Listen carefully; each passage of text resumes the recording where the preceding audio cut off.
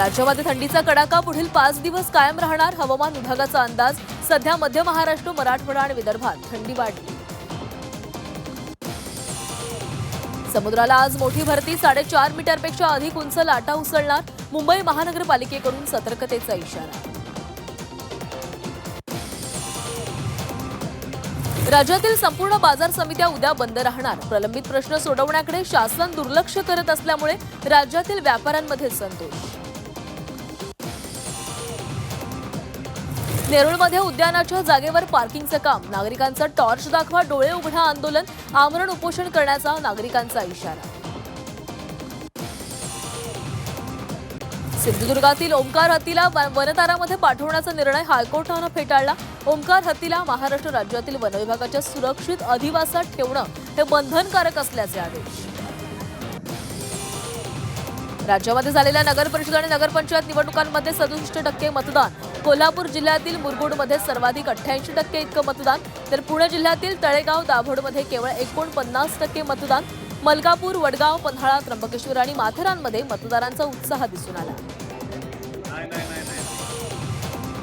रशियाचे अध्यक्ष Vladimir Putin आजपासून 2 दिवस भारत दौऱ्यावर। दौऱ्यादरम्यान ऊर्जा, संरक्षण आणि द्विपक्षीय व्यापार या महत्त्वाच्या विषयांवर व्यापक चर्चा करणार। देशामध्ये विमान कंपन्यांच्या संगणकीय प्रणालीमध्ये तांत्रिक बिघाड, त्यामुळे विमान सेवेमध्ये गोंधळ। मुंबई, दिल्ली, बंगळुरू आणि हैदराबादहून तब्बल 200 विमानं रद्द।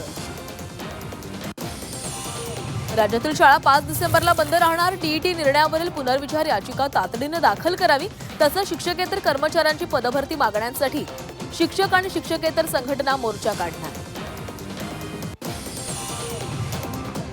महाविद्यालयांना त्यांच्या संकेतस्थळावर शुल्क जाहीर करणं बंधनकारक। महाविद्यालयांना संकेतस्थळाच्या मुखपृष्ठावर FRA फी स्ट्रक्चर या नावाखाली स्वतंत्र टॅब द्यावा लागणार। महाराष्ट्र प्रदूषण नियंत्रण मंडळानं 19 RMC प्लॉट बंद केले। मुंबई महानगर प्रदेश क्षेत्रातील वायू प्रदूषण कमी करण्यासाठी प्लांट बंद करण्याचा निर्णय। 3 उद्योगांची प्रत्येकी 5 लाख रुपयांची बँक हमीही जप्त। खार पोलिसांनी एका अज्ञात व्यक्तीविरोधात तोत्यागिरी आणि ओळख चोरीचा गुन्हा दाखल केला। बनावट इंस्टाग्राम अकाउंट तयार करून चित्रपटांमध्ये काम देण्याचा आमिष दाखवून अनेक महिलांशी गैरवर्तन केल्याप्रकरणी कारवाई। PMRD कडून बेकायदेशीर बांधकामाविरोधात अतिक्रमण मोहीम। मुळशी तालुक्यातील जांभेमधील एका अनधिकृत RMC प्लांटवर कारवाई। कारवाईत बांधकाम जमीनदोस्त। कारवाईमुळे अनधिकृत RMC प्लांटवर उभारणी करणाऱ्या व्यावसायिकांचे धाबे दणाणले। पिंपरी चिंचवडमध्ये 4 जणांच्या टोळीला अटक। दुकानदारावर वार करून त्याच्याकडील 3,80,000 रुपये रोकड चोरी केल्याप्रकरणी आरोपींना अटक। या आरोपींची धिंडही काढली।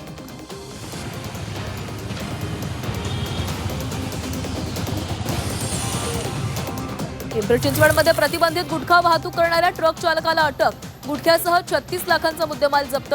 गोपनीय माहितीच्या आधारे पोलिसांनी सापळा रचत केली कारवाई। पिंपरी चिंचवडमधील पवना नदीमध्ये प्रदूषण केल्याप्रकरणी कारवाई। एका कंपनीला सील ठोकलं, तर 11 जणांविरोधात गुन्हा दाखल। कारवाईमध्ये महापालिकेनं 30 लाखांचा दंडही वसूल केला। भंडाऱ्याच्या लाखांदूरमध्ये 2 तरुणांवर हल्ला। 5 जणांकडून तरुणांना बेसबॉल स्टिकनं मारहाण। मारहाण करणाऱ्या 2 आरोपींना नागरिकांनी पकडलं। पुण्याच्या भोरच्या दिडघरमध्ये घरगुती गॅस सिलेंडरचा स्फोट। स्फोटानंतर लागलेल्या आगीमध्ये संपूर्ण घर जळून खाक। अग्निशमन दलाकडून आगीवर नियंत्रण।